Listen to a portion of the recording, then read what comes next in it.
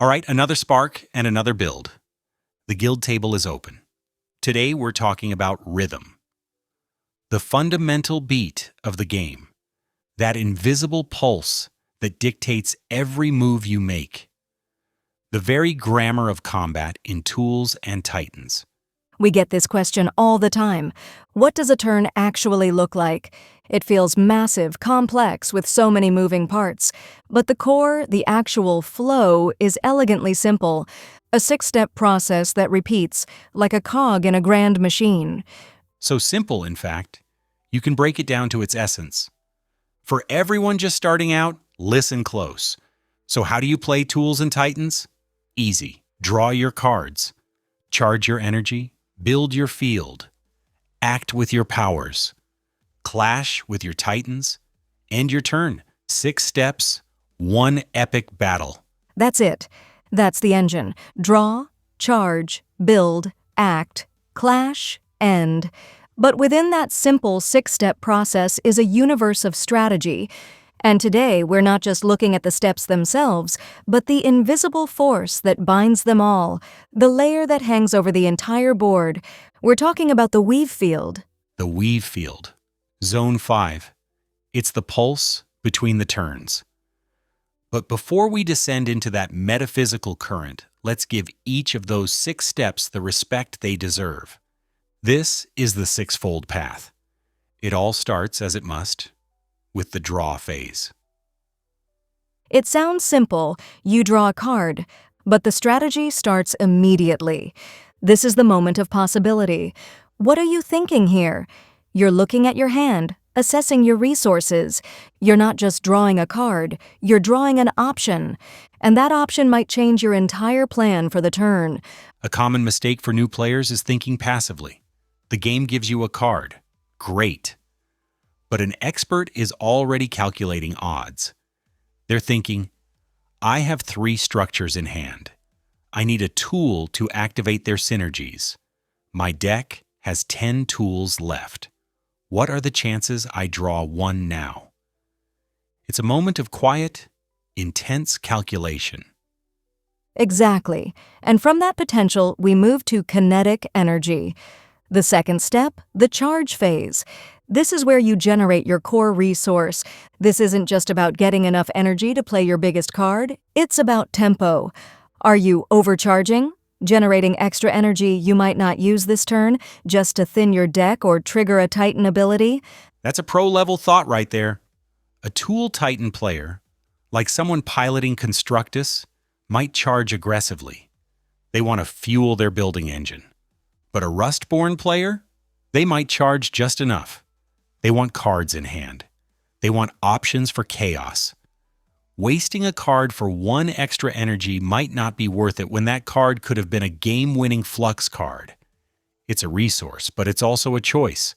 And that choice directly fuels step 3, the build phase.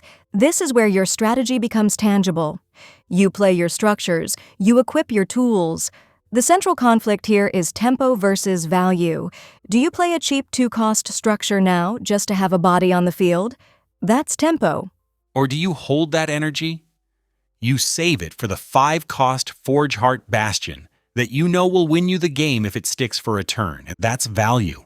An aggro deck will always choose tempo, build fast, hit hard. A control deck will bide its time, weathering the storm, waiting to play their high-value anchor. And your faction choice defines this. A Preservent player might build a Sanctuary of Renewal, a structure that heals them each turn. It's defensive. It's about endurance. The Rustborn counterpart might be a Corrosive Outpost, a structure that damages everything on the board at the end of the turn, including itself. It's self-destructive, but it drags everyone else down with it. Same phase, wildly different philosophies. I love that. From building, we move to doing. Step 4, the act phase. This is the phase of tricks and triggers. You use the abilities on your tools. You complete your tasks. This is where you play your Flux cards, the instance of this universe. This phase is all about timing and mind games. The act phase is where the stack lives. I use an ability. You respond with a Flux card. I respond to your Flux card. It's a chain of actions that resolves backward. Knowing when to act is key. Do you use your Titan's ability to draw a card now? Or do you wait to see what your opponent does first?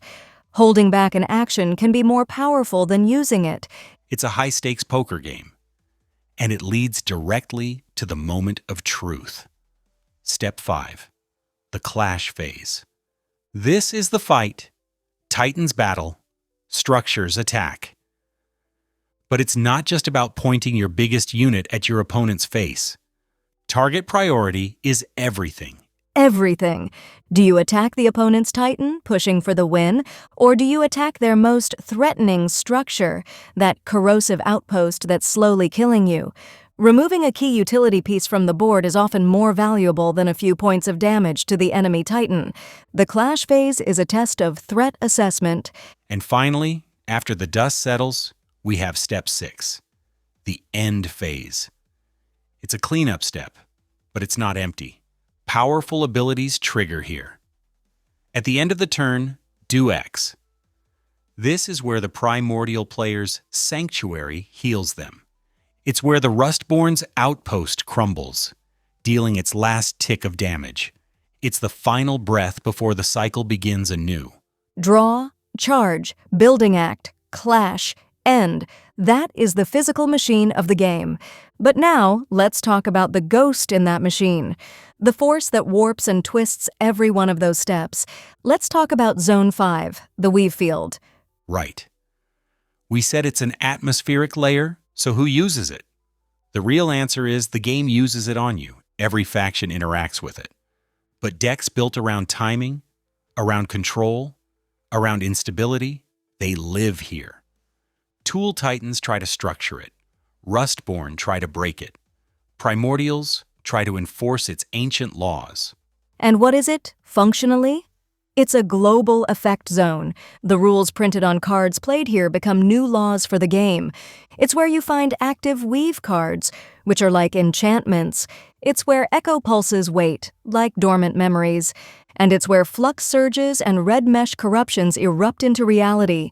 It's located above the main playfield, like a sky. And it matters because it dictates the feel of the game. A game under a calm weave feels totally different than a game under a chaotic weave. Mastering it is the difference between playing the cards in your hand and playing the game itself. Let's make it concrete. Let's talk about the card types you play there. First, the foundational weave cards. Think of a Tool Titan weave called Rhythmic Gearing. It might read, Pulse. At the start of your build phase, the first structure you play costs 1 less. It's not flashy, but it's an economic engine. It redefines your build phase. Now, the Rustborn version. A weave called Feedback Spike. It might say, Pulse. At the start of each player's act phase, that player takes 1 damage for each tool they control.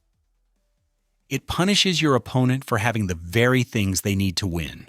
It turns their strength into a painful liability. Then you have the wild cards, the flux and disruptive cards. These aren't permanent weaves. They are instant, temporary rule benders. Imagine a flux card called Phase Inversion.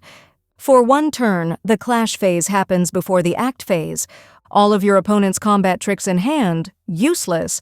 They can't act before the fight, and it's a devastating tempo swing. And what about those echo surges? You said they were like memories. Give me an example.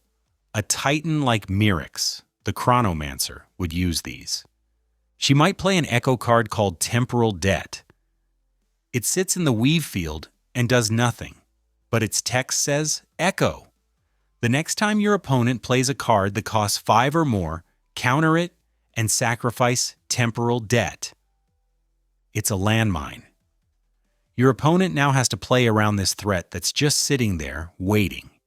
And the darkest side of this is the Red Mesh instability. This isn't even a card you play, it's a state of being. When Rustborn players overload the weave with too many corrupting effects, a breach occurs. This might be a game event like Red Mesh Leak Forge Zone. The effect could be all tools in players' hands gain corrode and are destroyed at the end of the turn. It's not just changing the rules, it's actively destroying resources. This is why the Weavefield's interactions are so critical. It talks to your charge pool. A weave might make all fire-aspected cards cheaper. It talks to your Titan panel. Your Titan might have an ability. When a weave is played, gain +1 power. It creates this incredible web of synergies. Let's walk through a scenario. Let's say you're playing a Preservent deck, and your win condition is a big task card called Activate the Great Seed. To complete it, you need 10 energy in your charge pool and a Titan with full health, but it has a prerequisite listed at the top.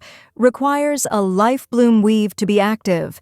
Your entire strategy, your entire deck, is built around getting that one specific weave into the Weavefield, so you can then complete your task and win the game. So your opponent's goal becomes simple.